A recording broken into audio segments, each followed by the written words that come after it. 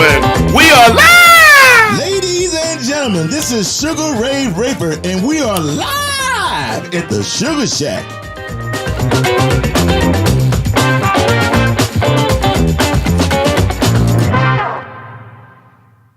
What's going on, everybody? This is your main man, Sugar the Booger, Sugaray, the heavyweight champion of the blues, Sugaray Raper, coming to you live at the Suga Shack. And we want to thank you for joining us on this beautiful Tuesday afternoon. This is beautiful here. Alexa, what's the temperature? Right now, it's 65 degrees. Wow, it's 65 degrees in Arizona. Can you believe that? I'm going to roll with it, baby. I like it. We have a good Tuesday. All right, shut up now. All right, so yeah. So everything's good. Today, my guest is Mr. Anthony Paule of the Anthony Paule Soul Orchestra. I think I've known this gentleman since like 2014, 2015. Him and his beautiful wife, great folks. And Pam and I have known them for a while. And so I'm really proud to have him on. The only guy I know whose band is bigger than mine. So we share a lot of the same joys and problems. And I just froze for a second. That was weird. Don't you start that.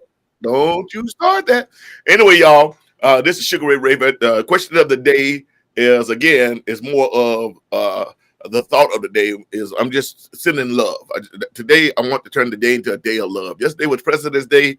Today is Love Day. I'm making it an official love day because I'm always trying to sit in love because life is short and I love everybody unless you give me a reason not to love you. Even then, I don't hate you. I just love you from afar. Anyway, I'm Sugaray, and we're going to get into this thing. And my guest today, again, is Miss Anthony Paule. And I was talking to Miss Loretta Sassaman yesterday, and she started making me remember all the days of gospel and choirs and all that. And I've been trying to look and see if I could find someone, because this was back in the day before everybody had cameras and all that. Only a few rich people had the VHS cameras, yo. That's why there's a whole bunch of black history that's missing, because black folks just couldn't afford it and wasn't going to buy that. We had them little cheap Kodak you remember them little Kodak cameras? They bring them out now at people's weddings. The little instant yellow ones where you roll them up, you take the pictures, then you have to turn them in and get the pictures back. That's what the black folks use. Half of them never even made it into Kodak. Y'all remember that? Anybody remember that? Anybody remember when you actually had to take your film into like the drugstore or into Woolworths or whatever it is and hand it off to them, and then you come back and like 3 to 7 days and actually get your prints. Anybody else remember that? They give you the prints. They even give you a little slip of negatives and whatnot so that you can reprint them if you want to in your own days. And then they try to sell you a 6x9 for $200. Anyway, let's talk about it today, baby. I want to bring you a video from my past. This is one of the greatest choirs I've ever known. I love them. This is the old school. I think this is from like 1980s to maybe mid 80s. Here's one, baby, the Mississippi Mass Choir. This is a gospel, but I just thought it would be cool. So let's play it and check it out, y'all.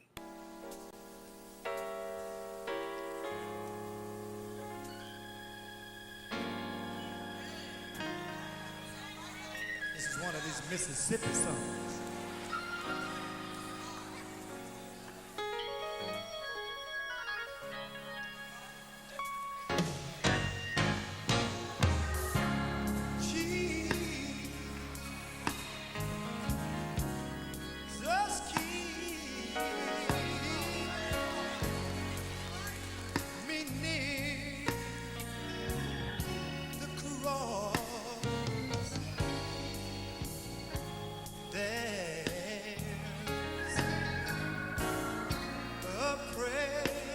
There's nothing I can do about it. Can you hear me, Eric? Yeah, Eric, there's nothing I can do about it.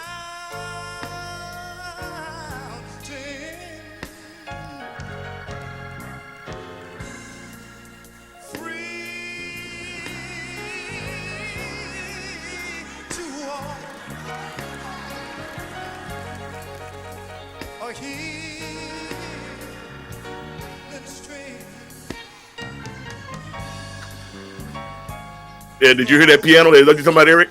That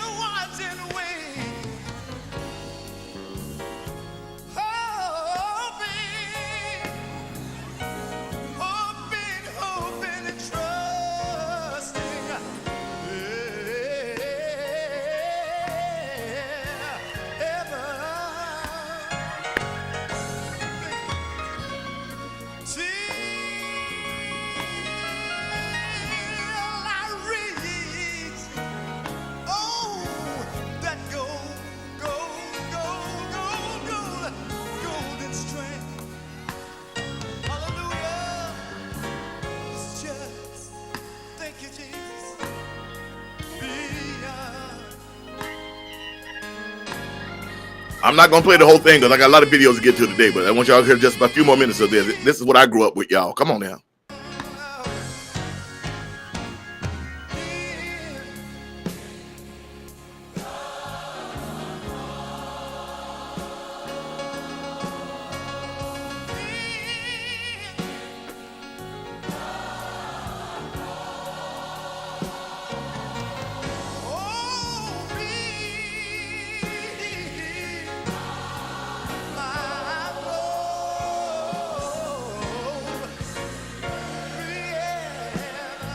Hey everybody, welcome y'all. Eric Sassman, thank you for being Bob Motion, Deb Ryder, Gail Banks, Nicole Mullen, Big Red out of Milwaukee, random YouTube watcher, Juan Cardenas, hola.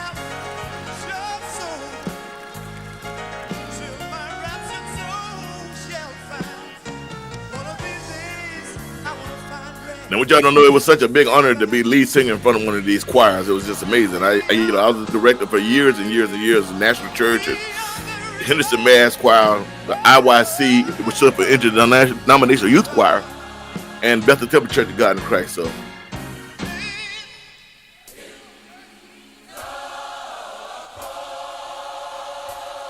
notice no hymn books, no nothing.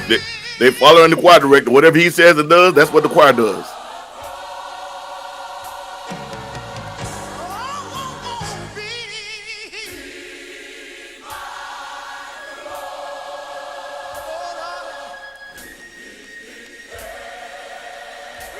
See, we always made the choirs a lead singer. That was part of the thing. So it was amazing how tight they get.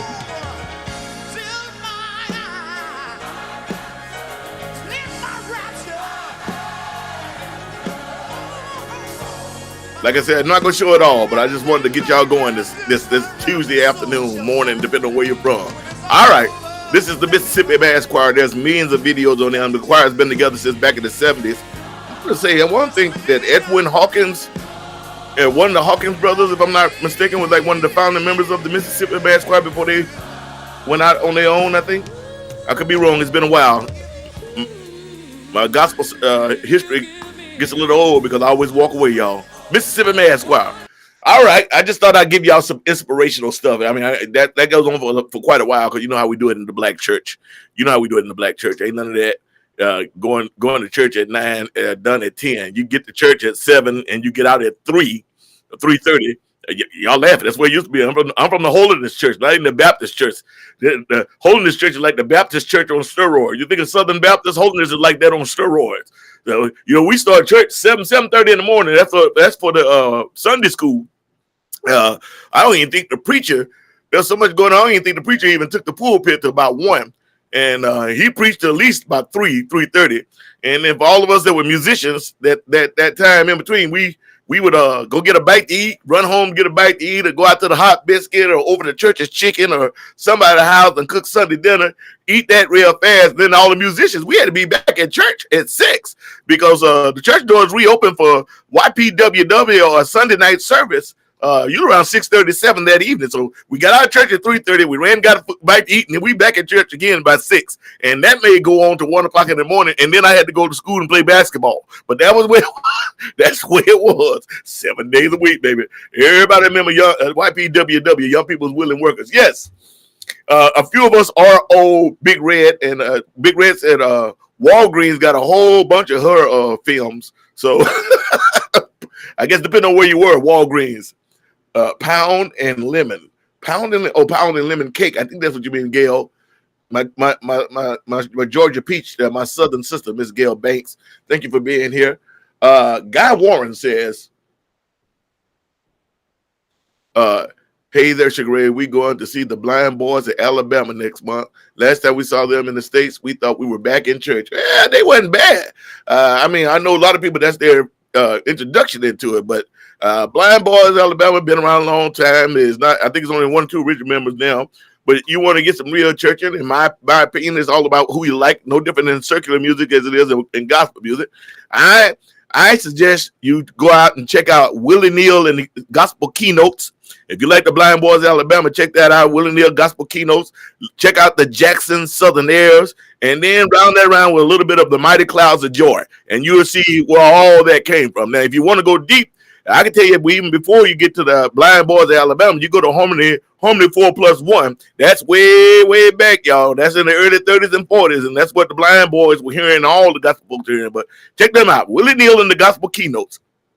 I'm going to say that one more time. You need to hear that. Willie Neal and the Gospel Keynotes. And I need to ask Kenny Neal. I think it is. One is that his family, because we all from that area down there, East Texas, Louisiana. I'm sorry for you educated people, Louisiana. Sometimes it slip out before I be like, what did he say? I'd be like, yeah, East Texas, Louisiana, because that's what we say, Louisiana. Where you from, boy? I'm not here in Louisiana. What about Bossier City, Shreveport, Louisiana? Anyway, Willie Neal, the Gospel Keynotes, the Jackson Southern Airs, Mighty Clouds of Joy. Those are my three favorite gospel groups of all time, forest groups. Choirs, you want to go out and check out the Mississippi Mass Choir, the 100 Voices of Chicago, Old School West Angeles Church of God in Christ. There's so much great stuff in there, and people are coming back left and right. What is it? Jennifer Nova says, geez, that's too much churching, my friend. Yeah, I know. You Catholic folks and you Protestants and you Methodist folks, y'all was living a good life. By the time y'all was home washing the car, we were still in church, and Holy Ghost was still going around. Organists and drummers were catching cramps and getting looked at bad if we messed up a beat. Everybody else be at home. My Baptist friends been at home. Methodist friends, they be like, man, what y'all, man, y'all holding folk, y'all hold church too long. But that's the way it was. Above Average Blues and Joy. He must be new. I just changed my name from random YouTube watcher to above. Oh, okay. Thank you, because it was hard to every time I looked over there, like, who is random YouTube watcher? So thank you, Mr. Random YouTube watcher. Eric Sassman changed his name to Above Average Blues Enjoyer. Right on. Guy Warren, how you doing? But Mr. Bill Bracken, how you doing, sir? Bill says, Mighty Clouds of Joy are great. I saw them at the San Francisco Blues Festival in 1977, first, and fell in love with it. You know what's so funny, Bill? You know, at that time I was so deep in the church, I didn't realize that, you know, all us choirs, we never did do it. We always just say gospel. But I was shocked that it went into years after I joined the military and left Texas that I didn't realize that like the Mighty Clouds of Joy and Jackson Southern Airs and all those gospel groups, I didn't realize they was out doing like regular festivals, like at blues festivals and music festivals. I had no idea, you know, but I was used to seeing them because we do a revival. We were talking about this last night, you know, revival at the Black church. I'm trying to think the longest one I've seen. They always supposed to be a week. They always supposed to be about 5 to 7 days. But I have seen with my own eyes revivals go for 2 months. You know, it didn't stop. Go for 2 months. If the spirit was moving and folks were coming out, and the evangelists would stay there, they'd be there for 2 months. I have seen it all, y'all. I am from the Church of God in Christ, holiness or hell, as they say. But that's a whole religious thing. But I'm just talking about the music side. I think you would really, really dig it. All right. I want to play one real fast. Let me see if we get everybody here. Toby Simmons. Where you from, Toby? Says Neil Van Erde. I don't know who that is. Neil Van Erde. Don't know who that is. Nancy Harmon Gospel Choir. Don't know who that is, but you know what? You should go check out Bobby Neal and the Gospel Keynotes. Kenny Neal and the Gospel Keynotes. But Bobby Jones, he used to have this great gospel video show that was way back in the day. This is the early '80s, and it was called the Gospel Chuck Wagon. You get a chance, go look that up if you can find it on YouTube. And that is amazing. You know, you get to hear him like people like Tremaine Hawkins and young Yolanda Adams and all these unbelievable great gospel singers that you never heard of. That when you go and check this out, they're gonna blow your mind. Here, when I met this young man, and he's passed on now, unfortunately, one of the nicest cats I've met, and I loved him for his personality. I also love him because he's a singer, and it's weird. Like in the blues world, us singers get no love no more. It's all about guitar players, harmonica players, and pianos. You know, no matter how hard we sing or how deep we make you cry, singers, we just seem to get no love in the blues, which is strange considering this music is about the story. The music itself is just a compliment to the story. The vocals and the words are the bread and meat. The music is the tomatoes and the pickles and the onions and all that. So it's sad, but y'all, here's one with my main man, Mr. Wee Willie Walker, who is just a bad mama jamma. We met first time I was on a blues cruise with the Manish Boys, and he had paid his way on, him and his missus, and he and I sat down and had a couple of really good conversations, and it was nice to see Frederick Lawson right on. Questlove is deep in there. It was nice to see him starting to blow up. The McCrary sisters. That's a good one there. That is a good one, McCrary sisters. I have to go. You should have said that last night. I'd like to have found that one. That would have been good.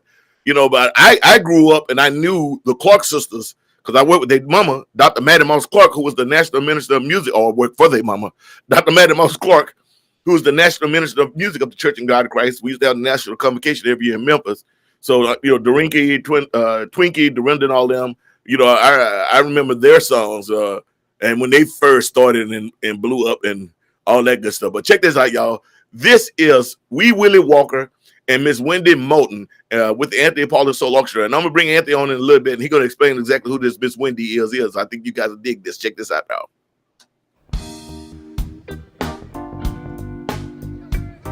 Okay. Yeah, how's that, baby? There's not much I can do about it unless I.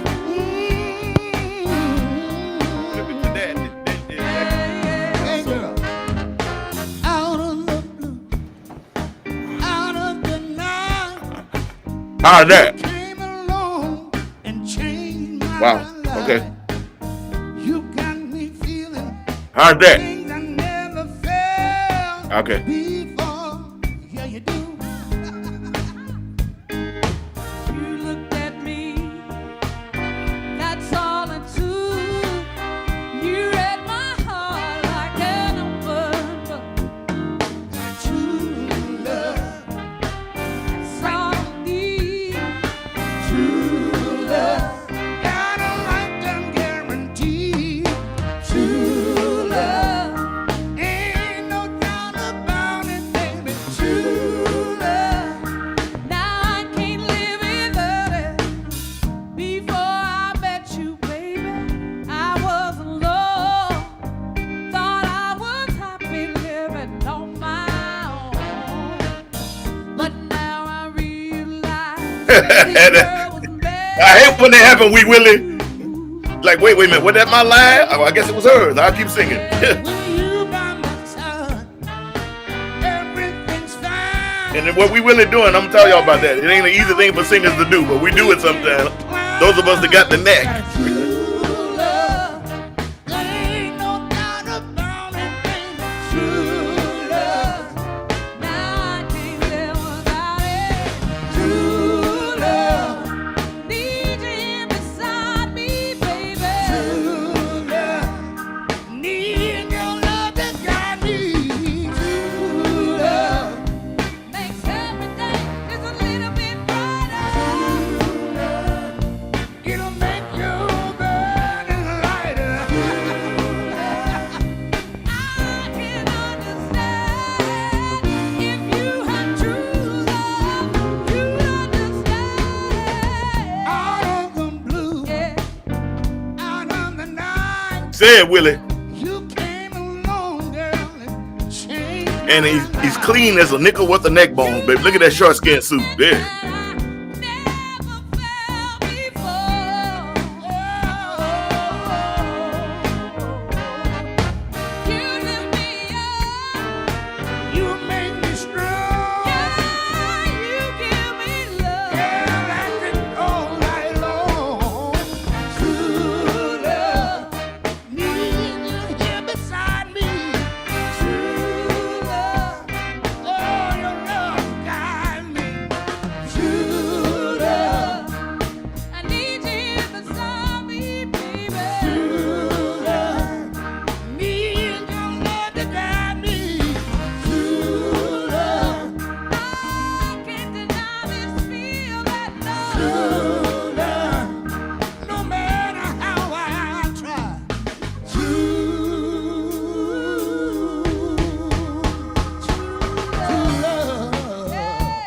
I like that little run. Yeah.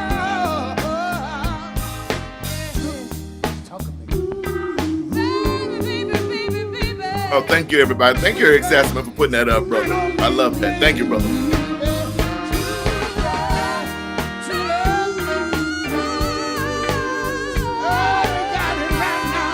Right on, Bill. Difference is, I never got to meet them. I got to meet Wee Willie, and these just good folks.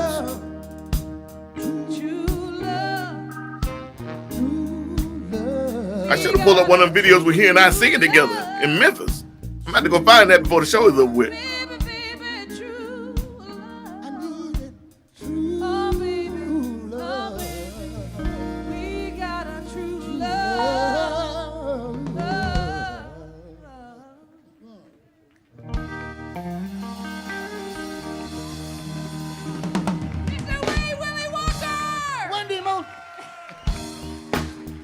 Wee Willie, man. Willie was just bad, man. I mean, I love it because as a singer, it's cool to get to see.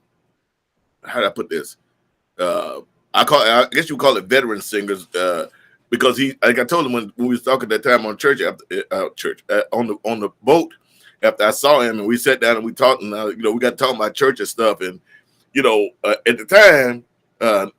Most of the people in the blues world, I would say 95 people in the blues world had no idea who Mr. Wee Willie Walker was. He had paid his own way onto the cruise because he was trying to break back into the blues world and music business and all that. And later that night, we have if you ever get to go on the blues cruise, there's a lot of like open jams and things, pro jams and whatnot. They go on 24 hours a day, late at night, blah blah. And if you pace yourself, you can see more music in those 7 days than you'll probably see in the next 15 years of your life. The other thing that you would see that you won't see anywhere else, because promoters get all upset about when we do it, believe it or not, they do get upset. You'll see a lot of weird collaborations. I remember one time I looked over that I had like 15 horns on one of the shows. I looked over like, where all these horns come from? I was like, it was like, wow. It was like my guys, a room full of blues guys, some guys from Mr. Bishop's band and all this stuff, and I was just like, wow, that's good. But some of the weird collaborations, I said all that to say, in the middle of the night, Wee Willie was sitting in with somebody, and we had talked, like I said earlier that day, but I didn't know who he was, and most people on the boat had no idea who he was.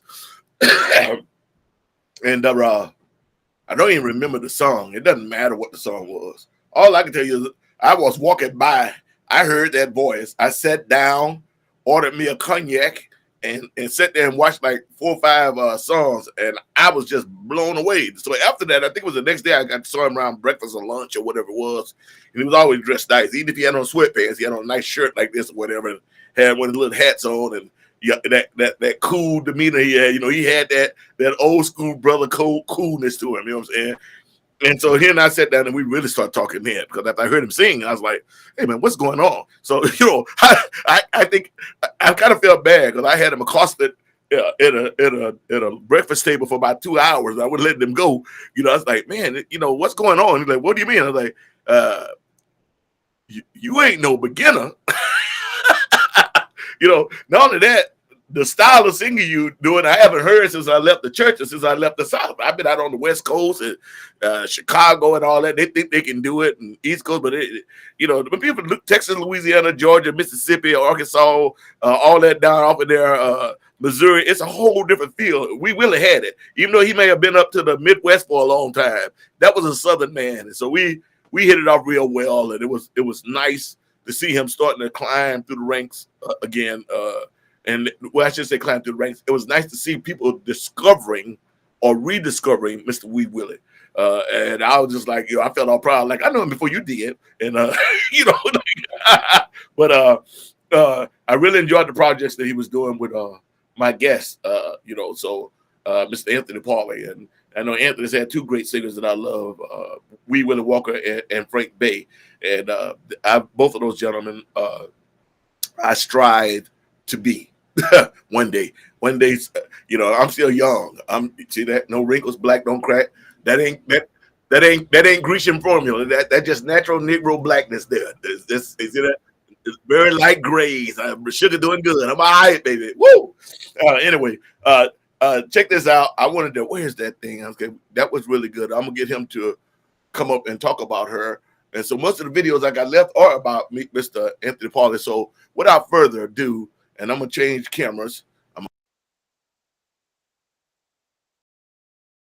going to bring this in here up.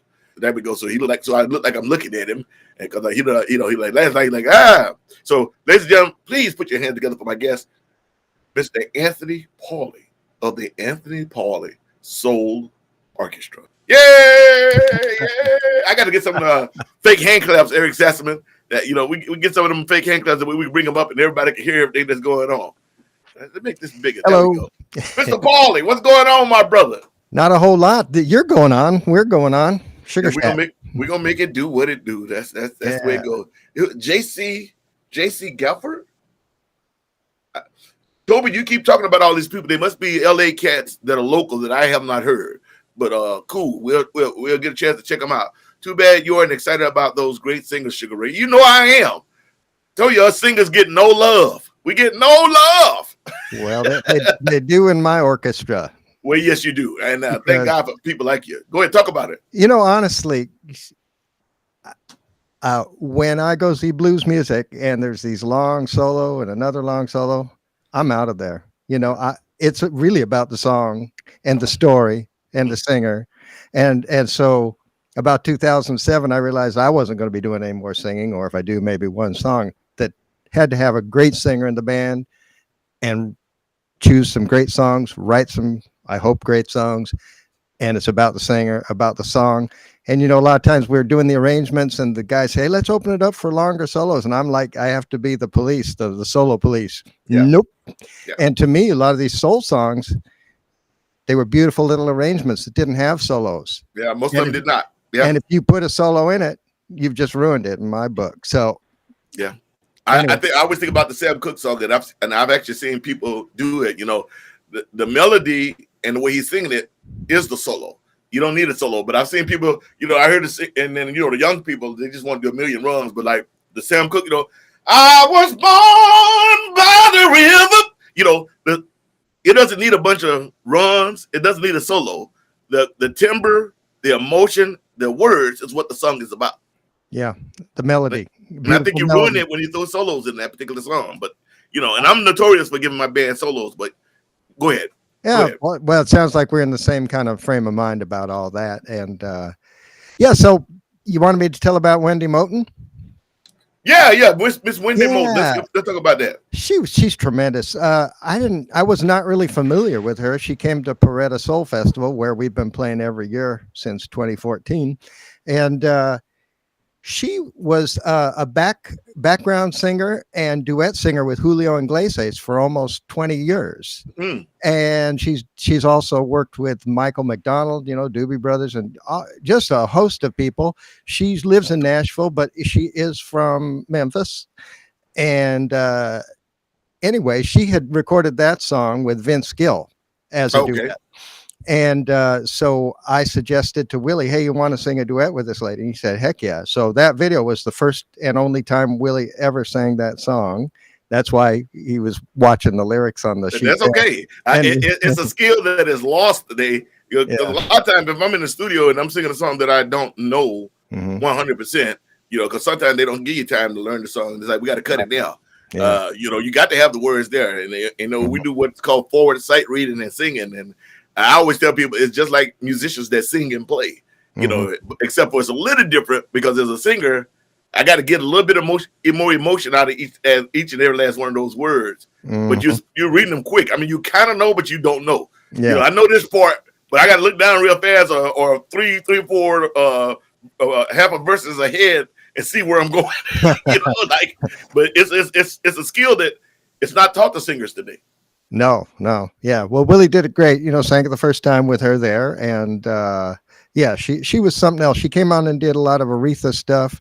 Just beautiful. We have other videos up on the web, on our YouTube channel with her singing other songs. But she was recently, we talked about this yesterday. She was on that show, The Voice, and she came in second. I don't usually follow those singing competitions, but I'd watched her stuff because, well, she's my buddy, you know. So Yeah, definitely. I I totally was rooting understand. for her and voting for her and everything, you know, because I wanted her to do well, and she did. It's kind of weird. You were talking about Michael McDonald. It was funny because I had told you I did this crazy tour a few years back. You know, where we were on tour for about 8 months. One of the runs was 21 shows in 24 days in 16 states that we were driving.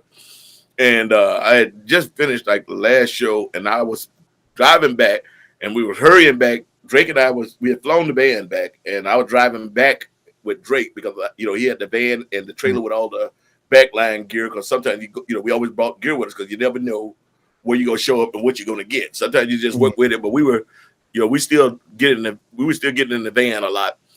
And we were driving back. We had less than 24 hours to get back, and I think we were coming from some part of Canada. And I remember that we drove back from Canada. We dropped the band off at O'Hare. It was in Midway, one of them. And then Drake and I kept rolling.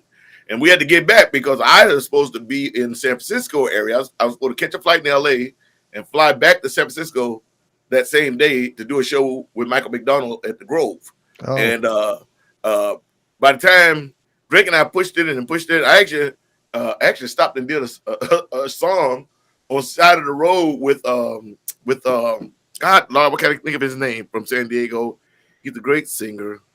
He's written stuff for Etta and all this. Anyway, he called me up and I actually did a song. Maybe Earl Thomas, with Earl. I stopped on the side of the road and did a video song with Earl that he took and they fixed it up to put it in his. I never got to hear it. I would like to hear what it sounded like. But anyway, by the time we got back to the valley there in LA, I literally had like an hour to catch the flight to fly to, and I was beyond burnt. And I just it was the biggest decision, but I had to make it. I'm like, dude, there's no way I could go fly and do this show with Michael McDonald. I said, my voice is trashed, and if I'm ever get this opportunity, I'm not going out there with my voice being trashed and haven't slept for 18 hours. So, wow, that's a tough call to make, man. But at the time, I was gigging so much, and so much was going on. Sometimes you have to be smart. They used to say, not all money is good money. Yeah. Yeah. Well, and unlike musicians that play an instrument, you are at the mercy of your physiology and your body. And, working with singers and singers being the most important thing in the band, in my opinion, I've gotten to be sensitive to you. You can, even the best singer can only work so long, so many nights before the voice is tired. If you don't get your rest, it's not going to come out right. Well, I don't really sleep, but my and like I said, I've been very blessed that I have literally gone 10 days, 10 shows, 10 days in a row, and the voice is held out. And when I get to the point where I'm tasting blood in the back of my throat and stuff, you're laughing, but I'm very serious. Serious? Really? Wow. Yes, sir. Then those are the times that I have to be like, okay, guys, I need a break because the people always ask me like, they come up with all these home remedies and stuff, and I tell people all the time, I say, I've been singing gospel, I've been singing for a long time, and learned to sing and project over choirs back when we didn't have microphones. I said that the only thing that works for a singer, the only thing in the world that works for a singer. All these other home remedies, you can do all that. They don't even realize, I sing 4 days in a row and I use this throat spray. And I'm like, well, if you're singing right, you can sing 4 or 5 days in a row. That throat spray didn't have anything to do with it. And probably down the road, it's going to kill you and going to hurt you. The only thing that you can do is rest. Rest is the only thing. Yeah. Like you just said, it's not a string instrument. It's not something you go in and retune. When the vocal cords get tired, they need rest. Yeah. And the funny thing is, you can't over-rest. Because it's a muscle and there's muscle memory.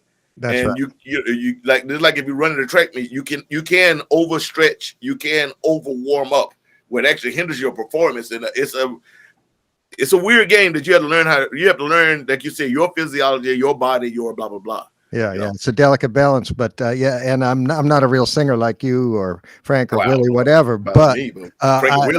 but I give an idea, from they all say similar things. Now, Frank had lost his voice a couple of times, really bad, completely. Willie was very smart about it. He never lost. Well, he had to get out of one gig because he lost his voice. It happened to me one time. I remember. It's been one time. I think I was playing with the reincarnation of the Manish Boys, and we played. We played in somewhere. We played at the Burke in Oregon, and then the next day we were actually playing in Portland. And I woke up that morning at the Burke, and for the first time probably in 27 years, I had no voice. I was like, oh. But I did all my gospel training and all that. And by the time we got to the show that evening, the guys were worried. I said, no, I'm old school. I'll make something work. Luckily for me, I can sing almost in any key, and I can drop down octaves and do different things and different tricks you use to get around it, and the audience has no idea. But I was like, that was the first time I ever in my entire life, and I mean that, in my entire life, it was the first time that I ever woke up and actually went to speak to someone and nothing came out. And I was like, panicked. That freaked me out because it never happened to me before, because I've always been really good. But that was like, what the, hey, it's kind of like with my cigars. People, they're always like, how can you sing like that and you smoke cigars? And I say, well, first of all, I can tell you that you're not a smoker, because the difference is with cigars, we don't inhale cigars. This doesn't go down my throat. This doesn't go into my lungs. Cigars is just what you get in your mouth and how you feel, and that this does not go down my throat at all. It does not. We don't inhale cigars. Just like with pipes, we don't inhale pipe smoke. Cigarettes, yes, you inhaling that, it's going down your throat, it's going down your blah blah blah. It can kill you. Now that used to kill me because I used to see Wee Willie smoking cigarettes all the time, and I'd be looking at him like, Willie, how you doing that, bro? How are you doing that? He was a tough little dude, man. Yeah, he was. He was wrestling with the smoking though, and he thought he had finally kicked the habit right just before he died. Kind of sad. He had quit a few times, but he said to his wife on the way home, she told me this, Judy told me that he said on the plane, I think I got it, kicked this time. This is it, but we did one, there was one time where we did a festival many days in a row. And by the end, Willie's voice was getting a little bit tired, but you should have heard him. He got on stage and he knew how to just hold back enough so he didn't blow his voice out. And if you didn't know Willie really well, you wouldn't know anything was different. But he was very masterful at not totally blowing out the voice, giving just enough to do the performance. I mean, he was old school and he'd been doing it for 50 something years, Well, that's when you was talking about these things, the voice and all that. And I don't watch them anymore. I did, I think, the first couple seasons, and some of the people I knew and some things, and I realized what they were doing to them. And the sad part is, they were booking more on looks, not so much the voice. Like what this person looked like, and this, that, and the other. I know sometimes some of the best singers didn't win because they didn't have the look. I think one case in point. What is her name? Good Lord, I can't think of the young lady's name now. She just did the Aretha Franklin movie. Holloway, Brenda Holloway? No. Jennifer Hudson. Jennifer Hudson. Yeah. By far, the year that she was on, best voice there was hands down, but she didn't have the look. Yeah. And the thing is, a lot of these people they pick up is for the look and all this, and most of these people have never toured, and they have no idea. Like I said, they have no idea what it's like to go out to a 20-day run in 30 days. And I mean to really be able to give it all in those 30 days, with no machines and no lip syncing and none of this stuff. It's like, this comes from years of being able to sing through hoarseness and around hoarseness, and being able to do 8, 9, 10 power shows back to back comes with experience. It comes with experience. Yeah. If you've never done it and you're a singer, believe it or not, when I'm doing a 10-day run, 12-day run like that, I don't warm up. Really? No, my warm up is me talking. Yeah. Because I talk so forceful and from the diaphragm anyway. That is my warm up, because, like I just said to you earlier, it's a muscle. If it's already stretched out, you go in there and try to stretch in between runs, you actually wind up hurting something. Yeah. Well, one time we were backstage and all our backup singers were doing these warm-up exercises. Some of them sound pretty funny, some weird noises you make and all that. So they're going through all that. And Willie takes one look at him, Willie does, and he says, "What a waste of time." It's a waste of time. I've had people get mad at me when I tell them that. Go ahead. I'm sorry. So somebody in the band, I forget, asked, "Well, Willie, what do you do to warm up?" And he looks at him and goes, "I wake up."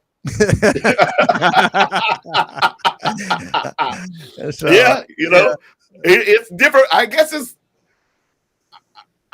it's different for everybody, but Yeah. I come from the gospel church where you had to sing hard, and we Uh-huh. had to sing hard, and we were taught basic breathing techniques, and singing from the diaphragm, and the Right. big one was projecting, and to be able to do that night after night after night, and it's like I said, it's muscle memory. Like I'm kind of worried. Eric Sassaman was with us. We did the first show.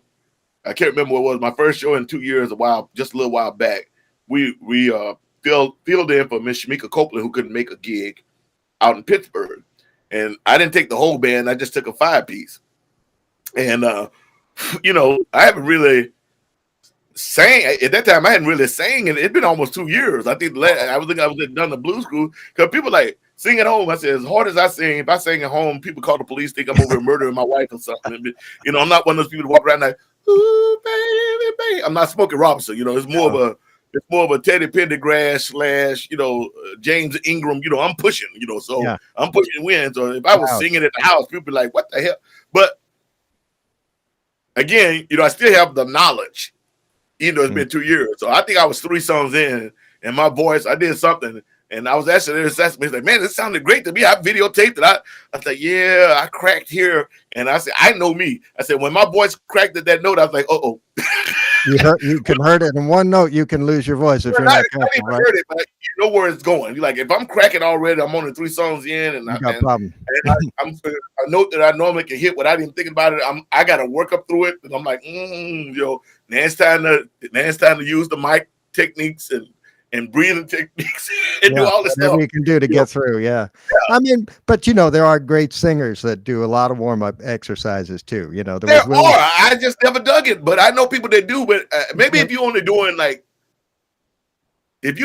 say like you're a really, really big name, and maybe you're playing 20 and 40 shows a year, that's it. If you're doing something like that, you need to warm up. If it's going to be like 7-8 days in between shows, warm up. But if you're doing 2 or 3 shows back to back, the warm up could actually kill you. Yeah. Well, everybody different. Yeah.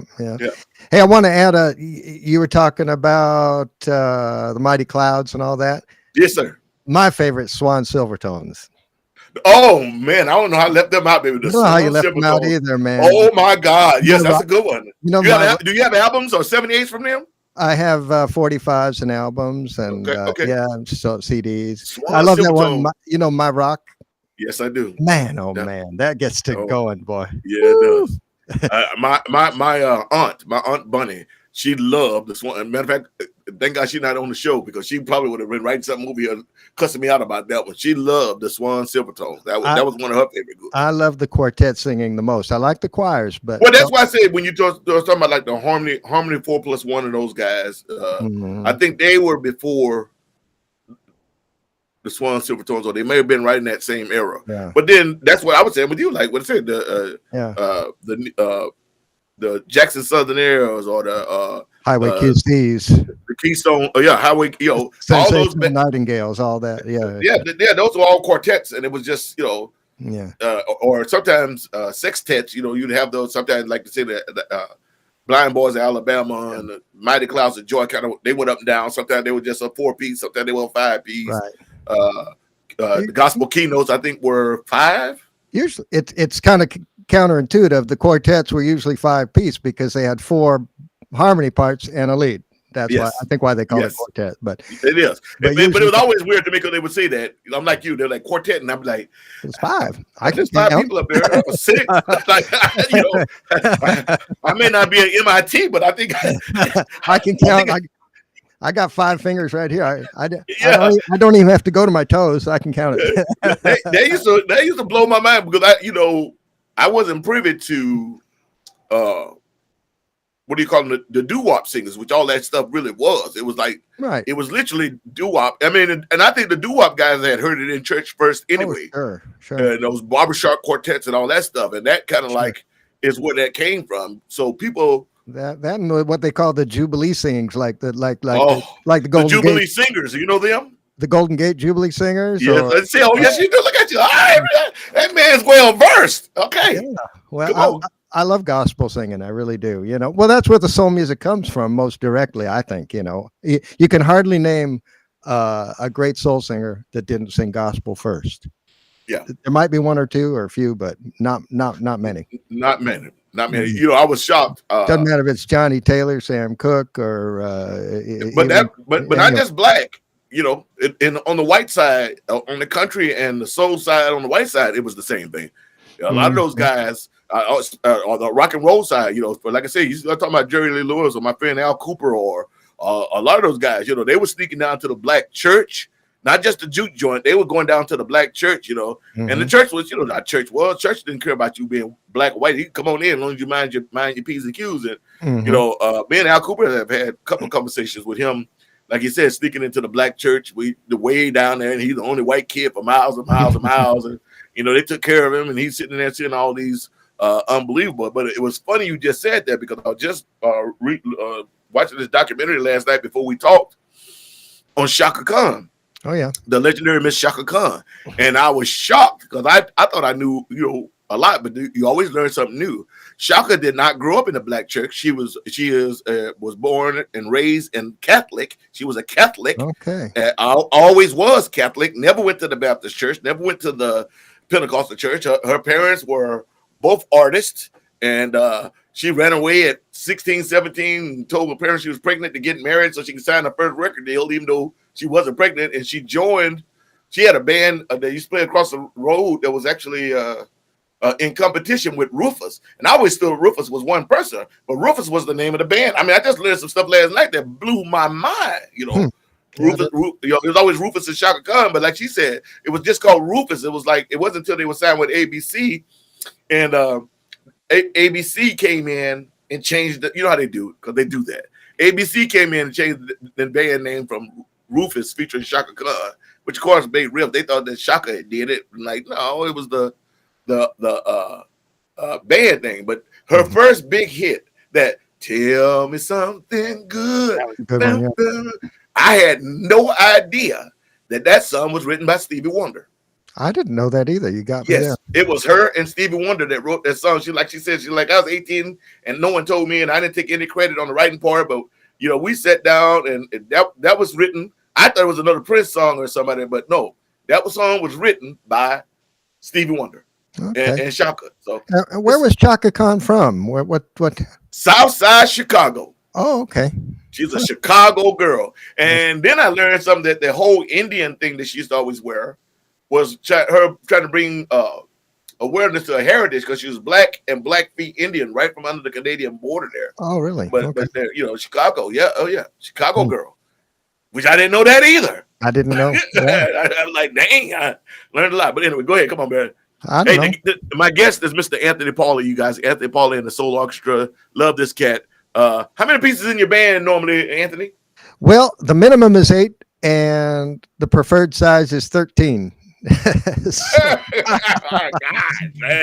Mostly we're going with 11 pieces these days, which is, you know, regular rhythm section, guitar, bass, drums, keyboards, organ, keyboards, you know, and our lead singer, who is now Terry O'Dabi, just recently announced she will be our lead singer going forward.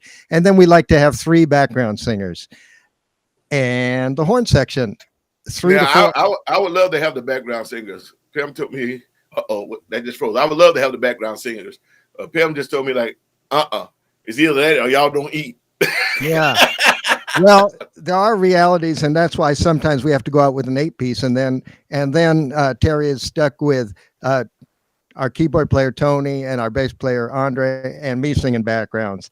And you know, we do our best, but it's not like dedicated background singers. That's what they do. That's their life. You know, because they work on the blends and the harmonies, and we have to simplify everything to what we can do while we're playing. And it's you know, when you listen to good soul music, most of it has really good background singing. Yes. Not all of it. But most of Otis Redding didn't have too much background singing, a little bit, but well, that's because Otis couldn't blend. It was hard. I think it was hard for people to blend his voice, but he didn't really need it. I mean, he's such a problem. I mean, I've gotten so used to singing without it, but boy, when I do get it, but it's like I tell people, it's like salad. You know, it's like I can do all these different things now that normally I can't do because I'm worried about being out there. Just anyway. Yeah, but you know, I hadn't really considered having background singers, but I see Graziano's on here. He's watching us. He put a comment. He said hello to us, and you know, so when we were going over to Peretta, which we are still doing, he always likes the 4-piece horn section, 3 background singers, and the Yeah. 4 rhythm and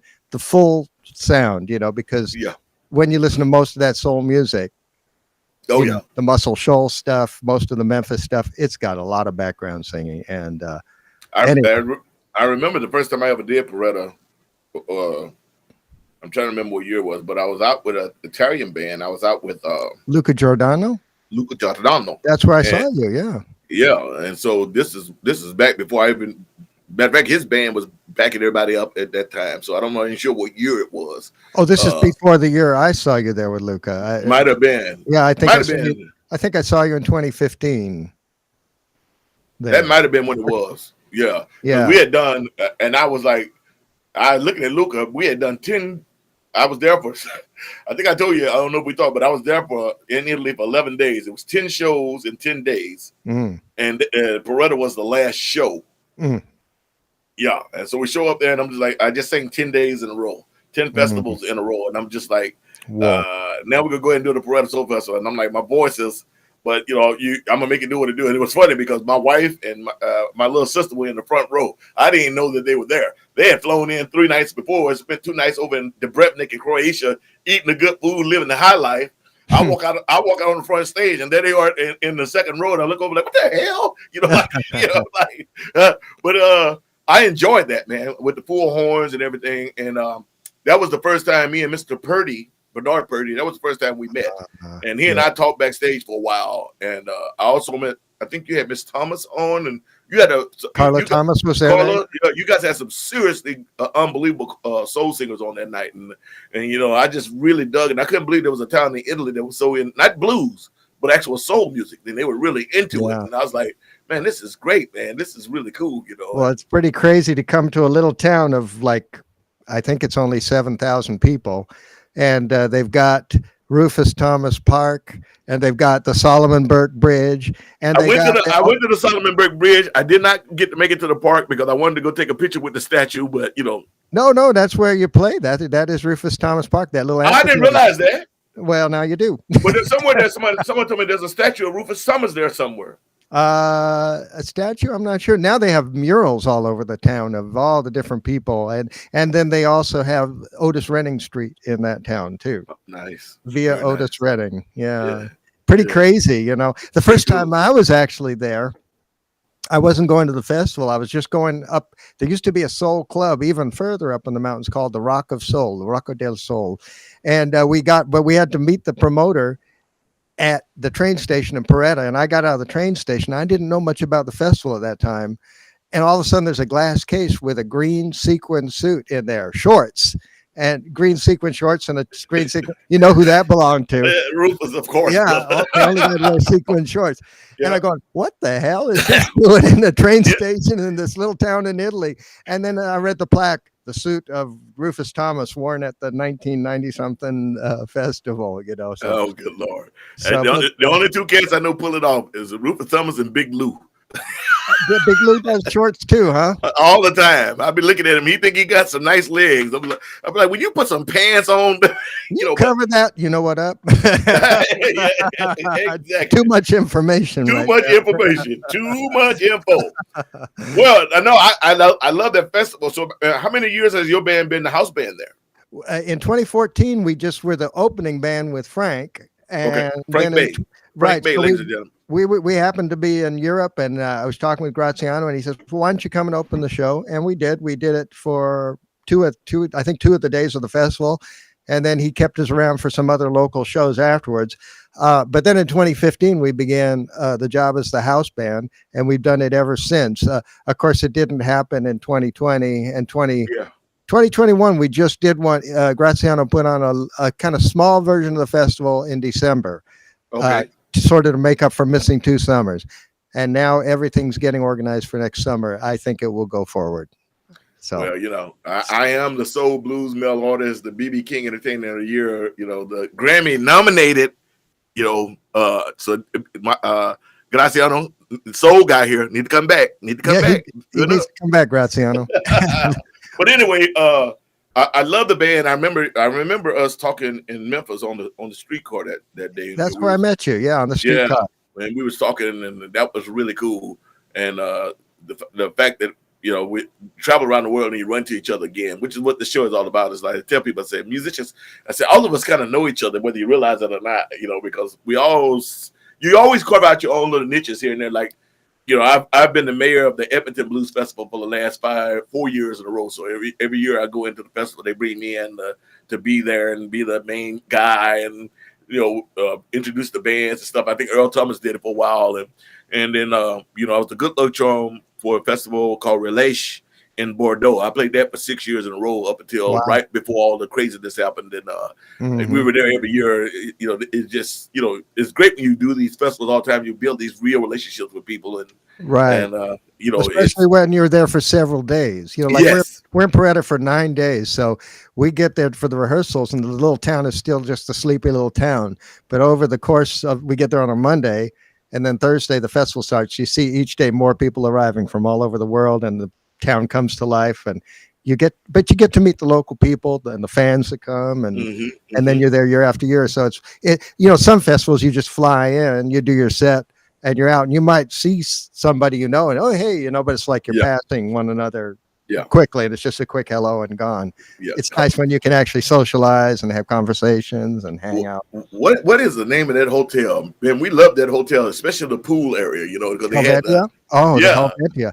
That is the most beautiful, because for the people that don't know, Paretta is it's actually Paretta Terme, and Terme means it's a town built on hot springs, and so this has been a resort town for probably, I think, going back to ancient times, where people would come and enjoy the natural hot springs, and so that hot water in the hotel is piped in from the natural hot springs. It freaked me out because I'm like, as big as this giant pool was, and it had the grotto. I mean, Pam keeps our pool at like 90-something degrees, because she gets cold. So we don't even use it in the summer usually, because she doesn't like it when it's cold. But like in the winter time, like now, we use the pool all the time, but she heats it to like 90. It's like a giant hot tub, But we had that same experience when we jumped in that giant pool in Italy. I was like, what the heck? And then I see people swimming down to the end, and then they're getting out and they're walking back in this shallow pool off to the side. And I'm like, what's that? They said, well, that is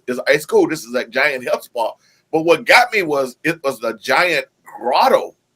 That thing is like 50 feet or however long, however wide. And then you look up and you see these giant 5,000-ton slabs cut into the roof, and it's this giant grotto. I was just like, this is unbelievable. I mean, it was just so beautiful. It really is. They got that course you walk through. You walk through hot water and then cold water. Yes. But then I think you're talking maybe about the steam room where they got those little twinkly lights in the ceiling. I asked the guy, so there are LED lights, and they change color depending on the heat, and it's really cool. It's so beautiful in there, dark, except for those little lights in the ceiling. Yeah, and you can barely see. It get hot, brother. Oh yeah. Woo. Yeah, but and I know you guys regularly do. I don't know if I should say regularly, but you also guys do a show down in the Canary Islands. Can you talk about that one at all? Sure. Well, that's thanks to Graziano and his friend Sylvia. Every year after, for starting in 2015, I think, every year after the Paretta Soul Festival, we do a couple of local gigs near Paretta, and then we travel to the Canary Islands, to Grand Canary Island, and we play. There's been a festival that happens the following weekend for 2 days called the Mas Palomas Soul Festival, and it's a huge festival right on the beach. On the stage is put up right on the sand, and I think it's probably one of the biggest shows I've ever played. I believe there's like 20,000 people there, and I'm not exaggerating, for real. It's just an ocean of people. You look out as far as you can see, and so that will happen this year too. Right on. Yeah. Right on. And you're taking the full, I guess those, because you're going to be doing Paretta, so you'll be taking the full band. Yeah, absolutely. Yeah, Graziano won't have it any other way. He likes the background singers, and then giving love to a promoter that's willing to pay to have what he likes to hear. A lot of times they want us to try to squeeze that same sound out of half the what you call it. So, Graciano, grazie, Absolutely, yeah. grazie mille.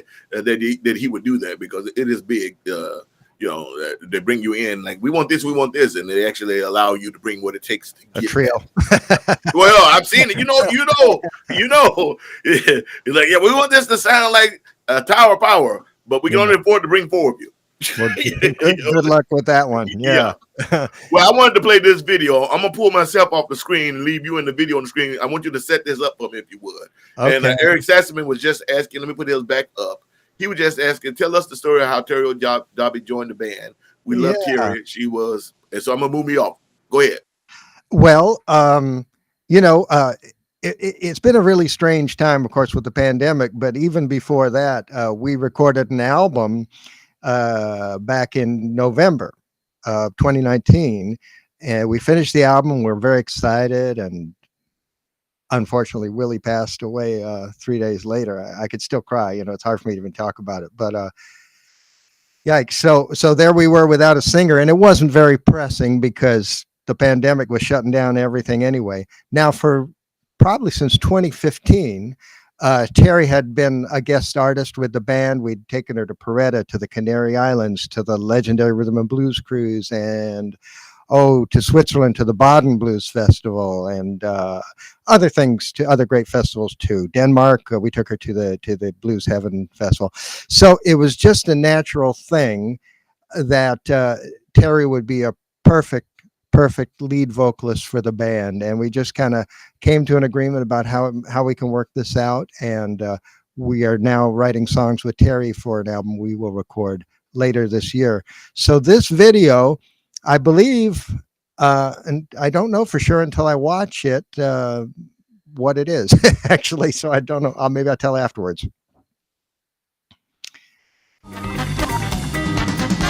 This year I raise my baby. This year I go to church. This year I like to party. Over here is where I work. I ain't gonna let nobody run me out my time. You only been here for a minute. Now you're trying to kick me out. I ain't gonna let nobody. I ain't gonna let nobody. I ain't gonna let nobody. I ain't gonna let nobody. I ain't gonna let nobody run me out my time.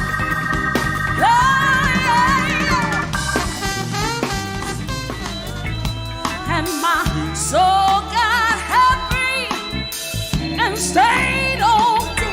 Don't you know that I be trouble the while? Won't you wait? In the morning, God's gonna turn the water. I get peace in the water. Happy in the water.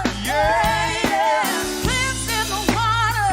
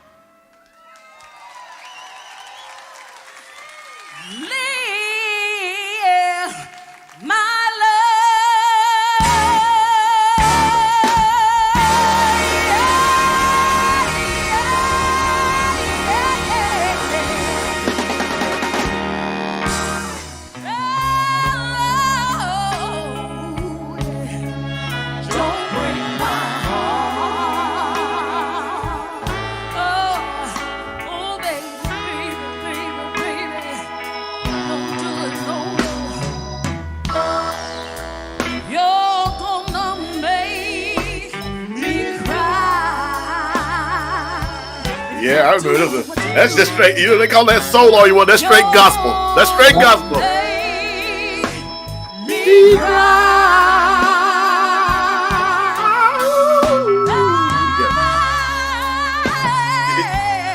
Go on, girl. Terry, if you still got that link, come on into the show. We can have you both on here.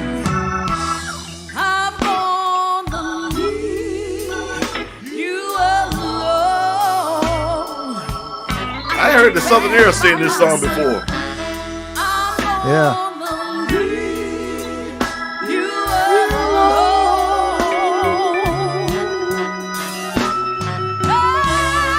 Mr. Beetle, Gordon Beetle, aka Sax Gordon, in the house.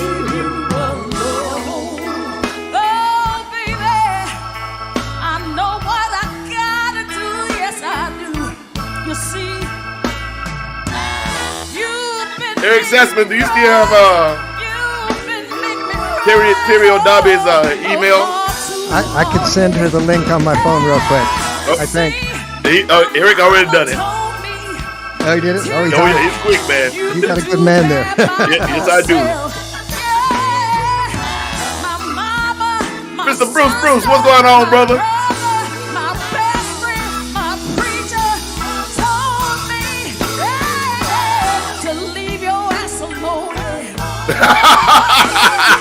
To leave your ass alone. I heard that, Terry. You can't say that in the church.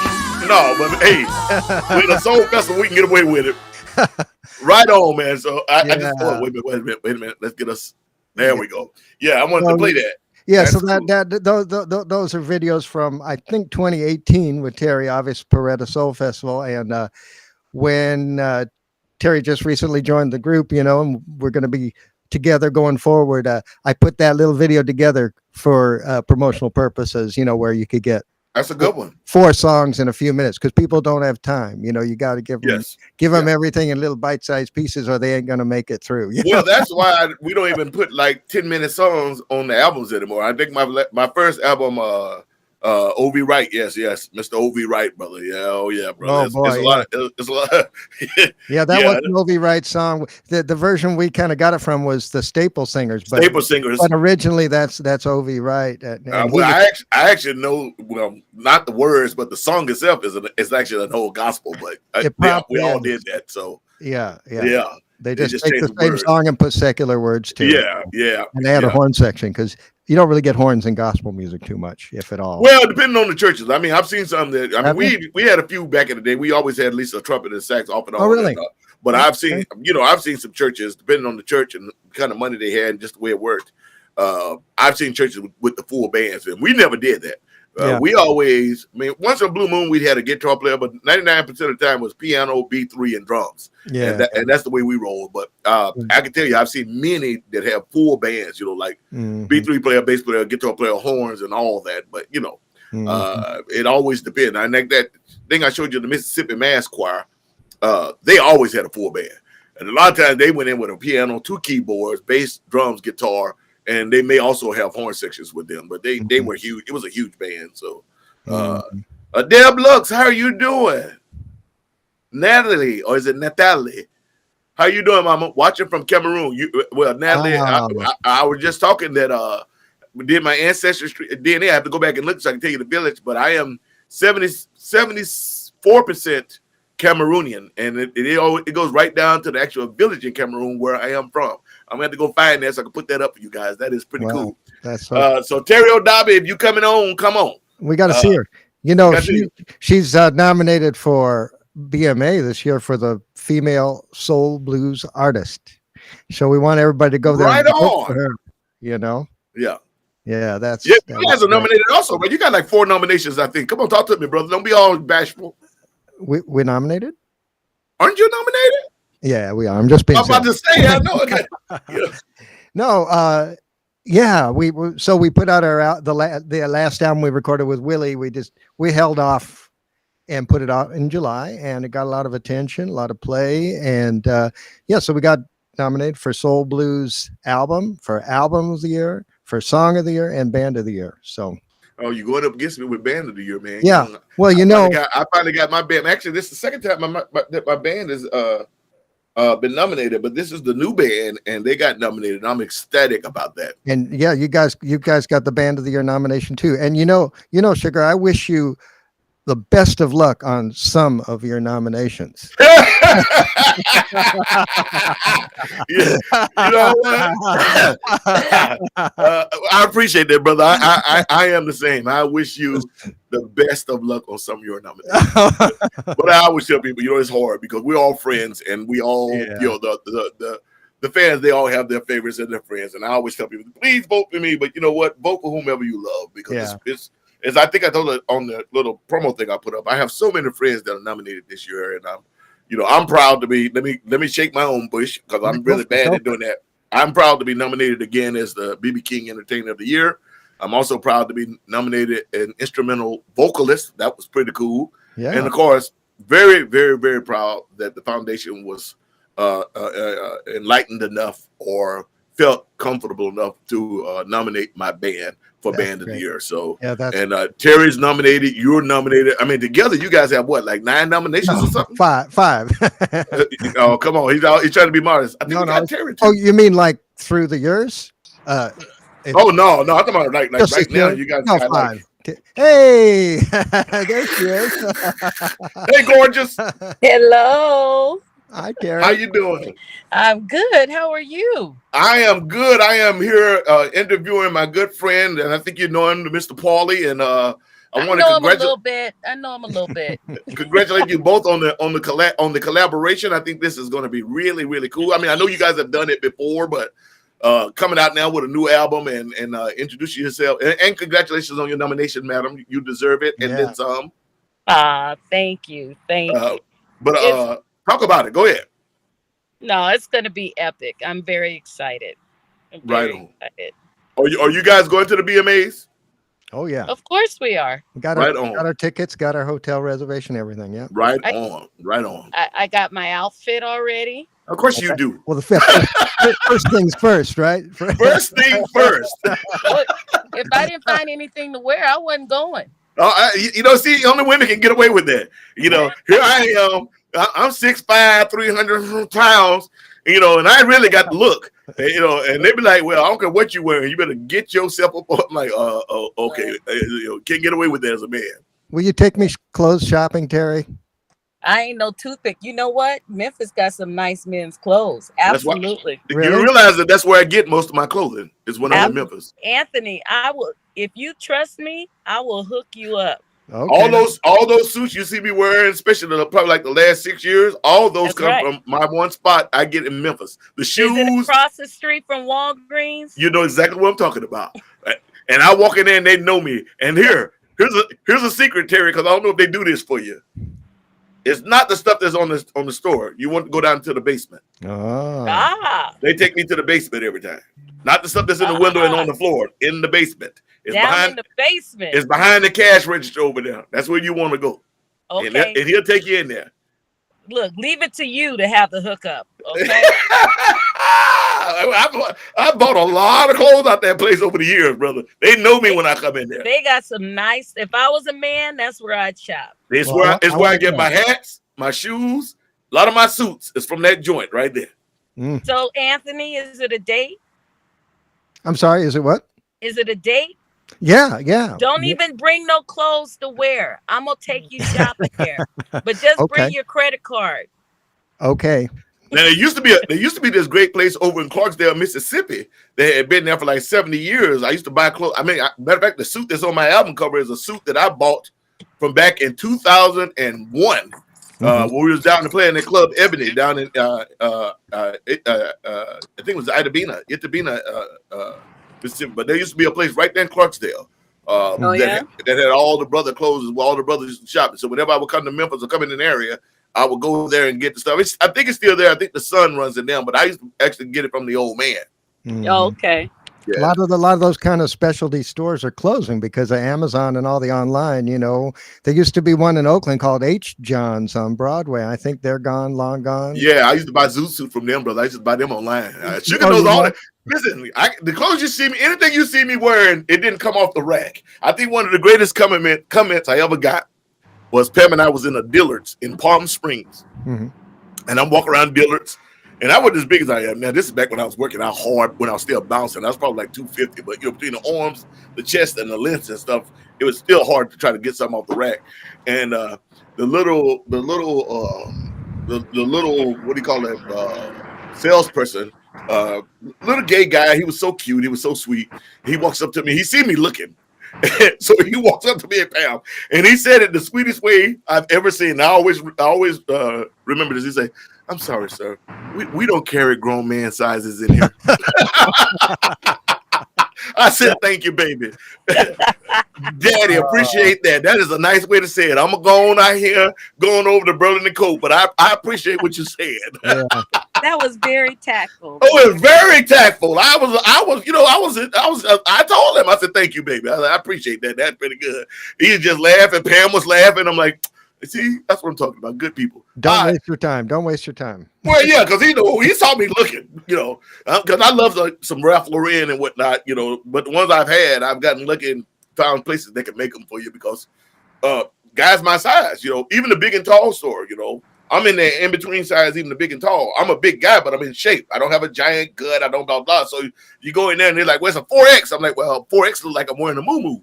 So it's like, it's weird. There used to be this place online called zootsuitsuperstore.com. And they used to, you could send them your measurements and they would send you the suit. But now I have M. Taylor. Do you ever use M. Taylor?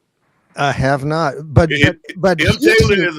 Taylor is an app that you put on your phone. Oh, M. Taylor. Okay. No, it's called M, like the letter M. Taylor. Yeah.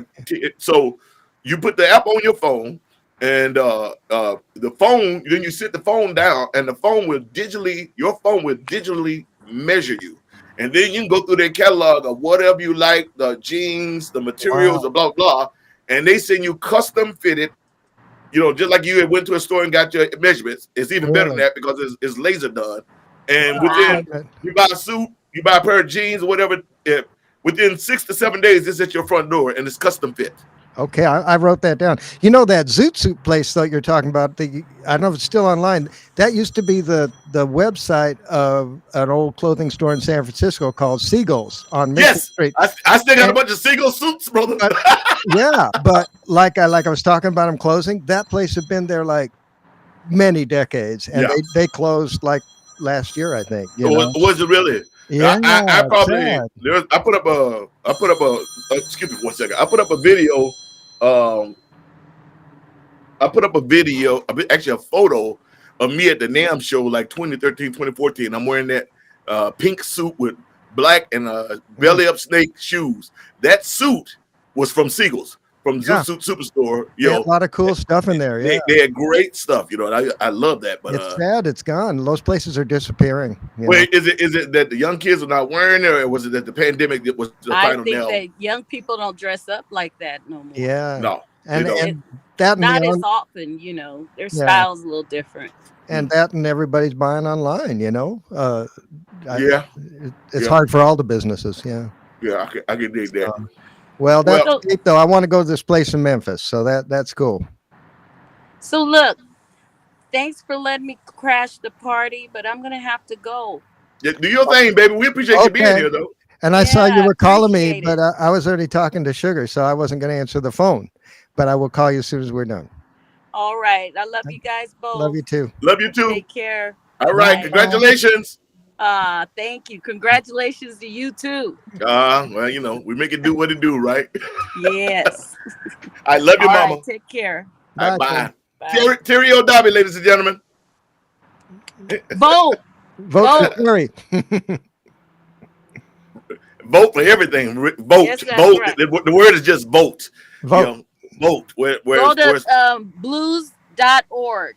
That's right. That's right. Blues.org. Join the Blues Foundation and then vote for Sugaray Rayford, In one category. Anthony Paule Soul Orchestra, Wee Willie Walker, and Terry O'Dobby.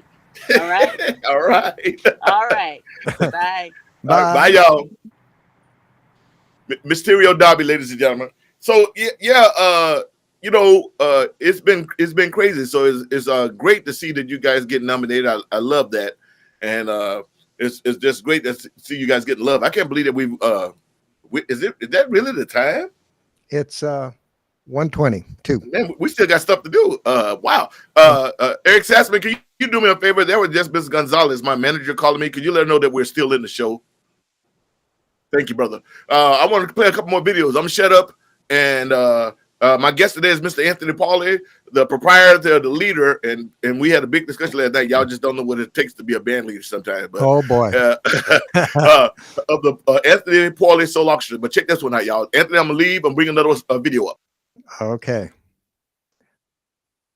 All right. You want me to talk about that or you can play it? There we go.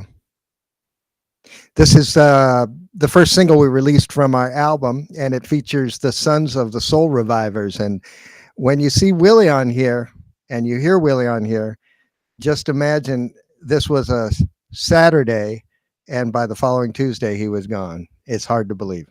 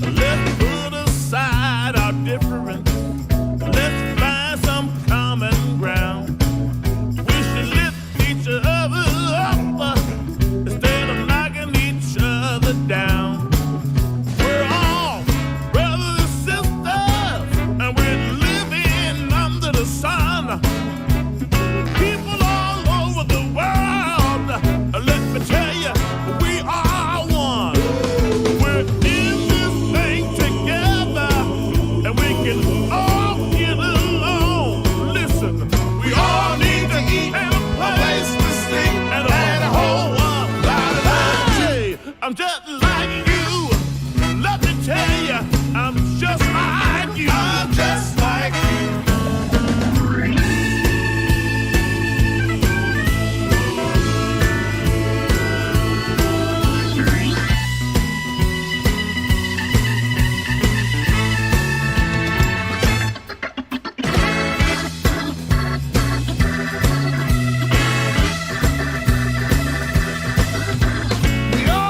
Same dream.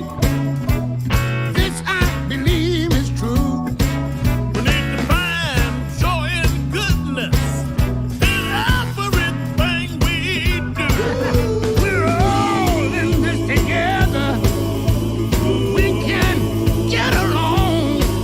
You know we all need to eat and a place to sleep and a home. I'm just like you. I'm just like you. I'm just like you.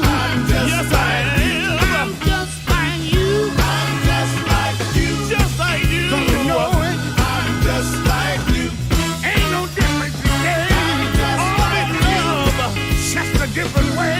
We all like joy. Yeah. Just like you. I'm just like you. Just like you. Oh, yeah. Just like you. Just like Just like you. you. And just create and recreate. Right. Yeah, that was good. That was fantastic, Hey, Mr. Walker. that- And thank you that's for going that. all the way home. Yeah, thank you for that. Thank you, my brother. Yeah, it's cool when that's what I'm saying. What it is this. In my short years on this earth, I learned how to listen. Hey, the best thing we can No, do. yeah, seriously, man. The best thing we can do. My mother spoiled me. It was her fault. Yeah. Okay. You see what happens. Okay. We'll try. Hold on. Yeah. Yeah, so that was that fellow at the end. That's James Morgan, and the three of them are James, Dwayne, and Walter Morgan. They make the Sons of the Soul Revivers, Okay. and their fathers were the Soul Revivers, a San Francisco gospel quartet, and now they are the Sons of the Soul Revivers, and with their cousin, they have good quartet harmonies. And anyway, I think it was 2017. We were playing the Fountain Blues Festival in San Jose. 2017, 2018, I forget. But I showed up with Willie before our set, and the Sons of the Soul Revivers had just started. Now, so Willie got out of the car, and he just got this big grin on his face, and he slowly walked up to the stage. And for the rest of their set, he was like a little kid at the side of the stage because it took him back to his youth. You know, he was a gospel singer, and the Redemption Harmonizers was his group. But so when we came time to make this record, Larry Batiste, who's one of our backup singers and arranges our backup singing, our songwriting partner, he said, you know, we should bring in the Sons of the Soul Revivers. And Willie was beyond happy about that. And it was a great day. As you saw, we were sitting around the table eating before we recorded and all that. It was a beautiful, beautiful time, you know. Yeah. That's beautiful. And I love that you kept all the banter after the actual song, because that is sometimes that is like, and I mean no disrespect to songwriters or anything, but sometimes those things that happen in the studio, they're so magical, and it sounds like you know, just people talking, but you can hear the love, the respect, the earnestness that you hear in the song on the album. You can see where it was coming from, and I think that little tidbit is really, really big. Definitely. Really big. Really big. I want to play just one more video, and then we're gonna get out of here and let these people go, because like I said, we already an hour and a half into this thing. Okay. And we didn't get to much, but that's what happens. It is maybe down the road we got a few people that we have to bring back. I think we got to put you in that list because we got a lot of stories to get to. Okay, we can have a lot of fun. Yeah, anytime. I'd be happy to come on back. So, but I really wanted these people to get a taste of your music, so that's why I'm playing so many videos of you, because it means a lot to me. And like I said, all these guitar. I know you're a guitar player, but you know, you're a soul man, brother. And thank you. I dig it. I dig it. Here's one more, y'all. One more. Let me get myself out the way. So this is the first song we wrote for the new album. The album is called Not in My Lifetime. And it starts with a little interview where Willie's talking about the recording, and he says, I don't think this is ever going to happen for me again. Not in my lifetime. And so that's how we got the title of the album. Of course, we didn't know he only had 3 days to go. But at any rate, this song was the first song that Larry brought over the hook over and over, and started writing it with my wife, Christine Vitale. And that was while I was in Denmark at the Blues Heaven Festival. And when Christine called me on the phone and said, well, I got together with Larry finally. And we'd been talking about getting together to write since the 90s, more than 20 years. I'm not exaggerating. And finally they got together. And so then after that, we had regular writing sessions, and Larry and Christine and I wrote most of the album. And so this particular song, we're kind of, it's kind of like we were thinking about Gamble and Huff and the Philly sound. You know, we've got electric sitar on there that I play, and we got a French horn on there. And it's a really lush sound, you know, not like the Memphis soul, which is a little more bare bones. And anyway, that's the idea of this, kind of like a Philly sound soul tune.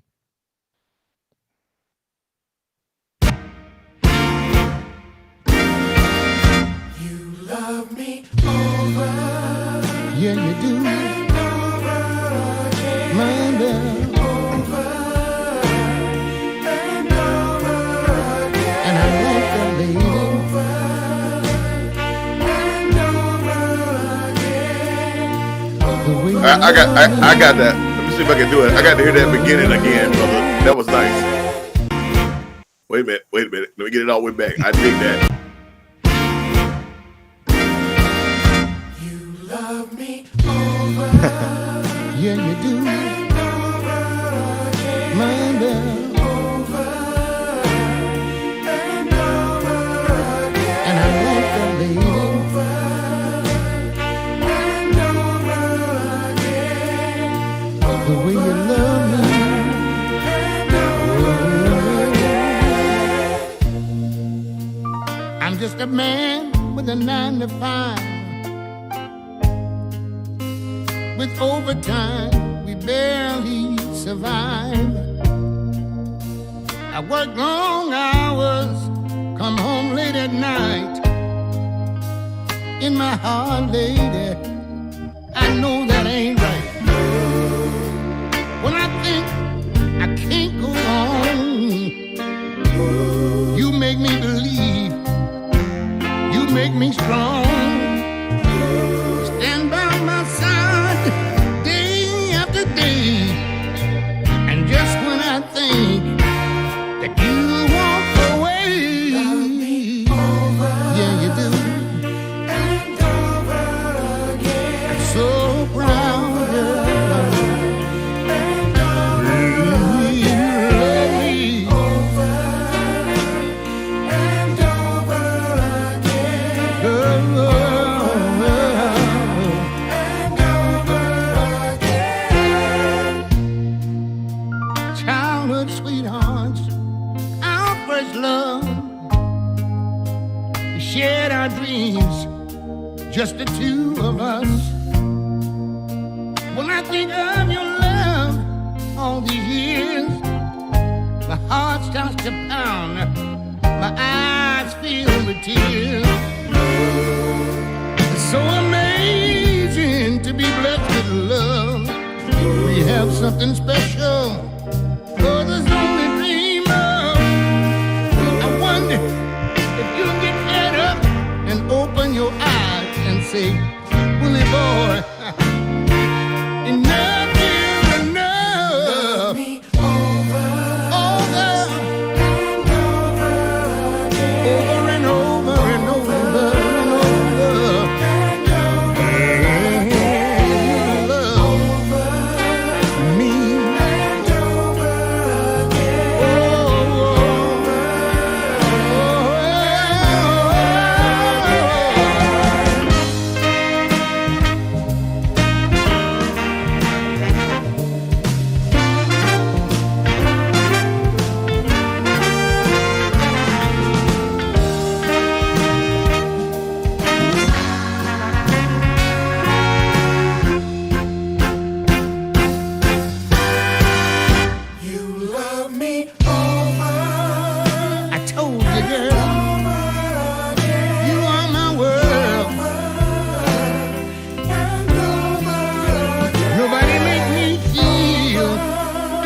You do, and I'm so proud of you. You love me over and over, girl. You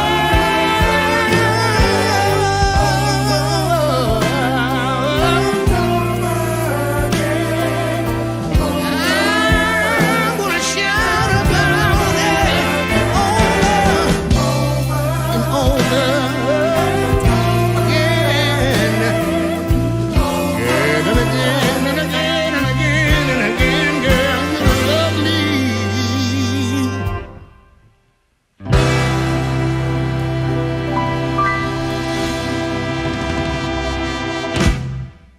Man, that's beautiful, man. Thank you, Sugar. Wow. I appreciate Wow. that coming from you. Yeah. Man, I'm that is damn, that's just beautiful, man. Yeah. And to think that we really, literally left the studio, flew home, and died that few nights later in his house is just, It's I mean, that's just crazy. it's a heartbreaker. I still cry about it, because he was a great singer, and that's what most people know. But he truly was a beautiful human, somewhat, because you met him on the Blues Cruise and got some time to hang. But he moved to Minneapolis in 1959.